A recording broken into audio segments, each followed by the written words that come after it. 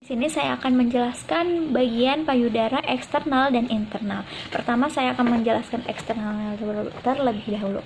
Di sini adalah corpus mamae, yaitu bagian payudara yang membesar, terdiri dari alveolus, lobus, dan lobulus.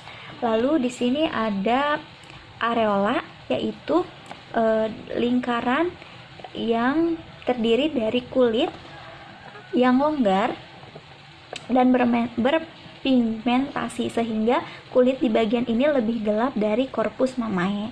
Lalu di bagian sini yaitu saluran susu lebih besar dan melebar. Lalu di sini ada puting bagian yang menonjol di puncak payudara. Di sini ada lobula atau kelenjar air susu, di mana setiap lobula menghasilkan lobulus atau kelenjar payudara. Lobulus ini yang menghasilkan air susu pada ibu menyusui. Lalu air susu ini akan dibawa oleh saluran kecil yang bernama ductus. Dengan saluran ini air susu dapat dikeluarkan melalui puting. Fisiologi payudara. Payudara wanita mengalami 3 kali perubahan. Yang pertama saat mereka pubertas hingga menopause. Yang kedua sesuai dengan daur haid, dan yang ketiga saat ibu hamil dan menyusui. Faktor-faktor penghambat ASI. Yang pertama adalah feedback inhibitor, suatu faktor lokal bila saluran ASI penuh mengirim impuls untuk mengurangi produksi ASI. Cara mengatasinya adalah dengan mengkosongkan saluran ASI dengan ASI eksklusif dan tanpa jadwal. Yang kedua yaitu karena stres dan sakit. Dan yang ketiga adalah penyapihan. Di sini saya akan menjelaskan sistem reproduksi wanita bagian internal. Yang pertama ada vagina.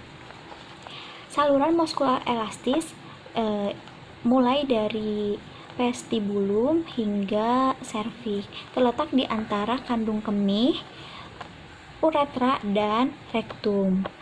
Pada dinding vagina terdapat otot polos dan epitel skumula. Cairan vagina memiliki keasaman hingga 4,5. Keasaman ini dipengaruhi oleh hormon estrogen. Fungsi utama vagina yang pertama adalah tempat pengeluaran cairan atau darah menstruasi. Yang kedua, tempat penyaluran sperma pada saat hubungan seks menuju uterus. Dan yang ketiga, jalan lahir.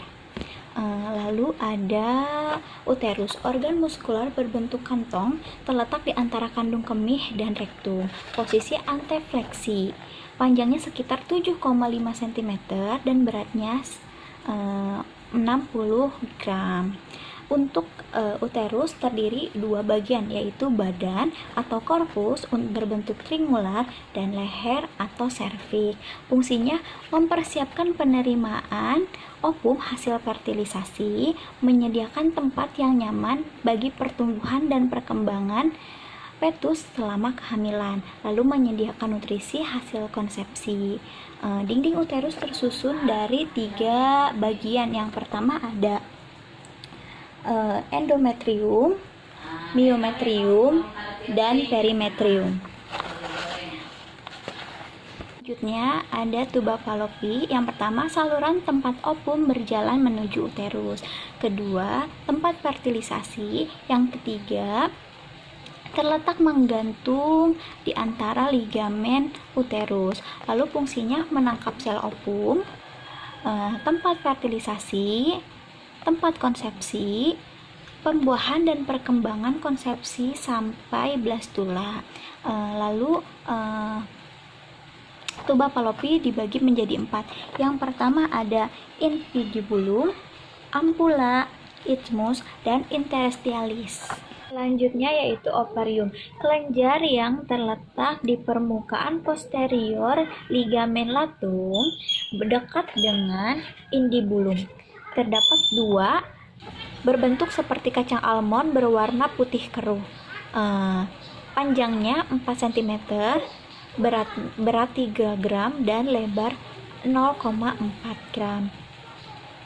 Ovarium dibungkus oleh peritoneum, ditopang oleh ligamen ovarium, ligamen latum, ligamen ovarica, dan ligamen infundibulum. Ovarium dibagi menjadi dua. Yang pertama jadi korteks, yang kedua medula. Fungsinya memproduksi sel telur hasil oogenesis dan memproduksi hormon seks seperti hormon estrogen, progesterone, dan inhibi yang mengontrol produksi FSH dari utuisi. Ini saya akan menjelaskan reproduksi wanita eksterna. Yang pertama ada mon pubis. Mon pubis adalah bagian yang menonjol meliputi simpilis, terdiri dari jaringan dan lemak. Mon pubis bila di masa pubertas ditumbuhi oleh rambut-rambut halus dan dilengkapi oleh kelenjar sebasea. Lalu lanjut ada lambia mayor. Lambia mayor ini kelanjutan dari mons pubis, berbentuk lonjong di mana kedua ujung bibirnya itu bertemu di bawah lalu membentuk perineum. Luar labia mayora ini ditumbuhi rambut halus kelanjutan dari mons pubis. Panjangnya 7 hingga 8 cm, lebarnya 2-3 cm, dan tebalnya 1-1,5 cm. Labia minora. Jaringan tipis berada di bawah labia mayora, terbentang dari klitoris hingga porchete. Terdapat pembuluh darah, otot, dan syaraf sehingga berwarna merah, lebih sensitif dan bersifat ereksi. Lalu klitoris. Klitoris ini homolog dengan penis pada pria. Terletak superior pulpa tepat di bawah arkus. Lalu bentuknya pendek, silindris, dan memiliki ukuran 6x6 mm. Organ yang sangat sensitif dan ereksi terutama di bagian ujung klitoris. Apabila wanita terangsang, gland dan badan klitoris akan membesar. Lalu ada vestibulum, area tertutup labia mayora dan porchete. Vestibulum terdiri dari saluran lubang muara. Di sini saya akan menjelaskan genitalia reproduksi pada pria. Ini gambarnya. Yang pertama saya akan jelaskan mengenai testis. Testis adalah organ utama pembentukan sperma. Fungsinya yaitu membentuk gamet-gamet baru dan pembentukan hormon testosteron. Yang kedua ada epididymis, yaitu saluran halus yang berkelok-kelok berada di tepi atas testis hingga belakang testis. Fungsinya yaitu mengumpulkan sperma dari testis.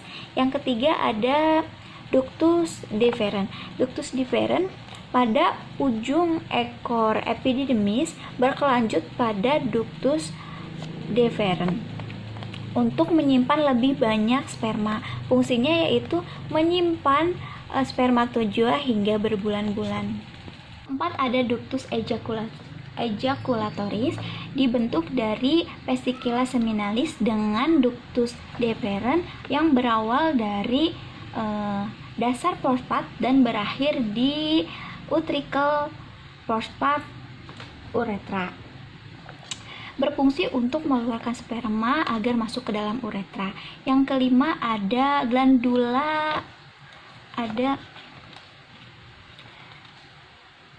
glandula prostat, yaitu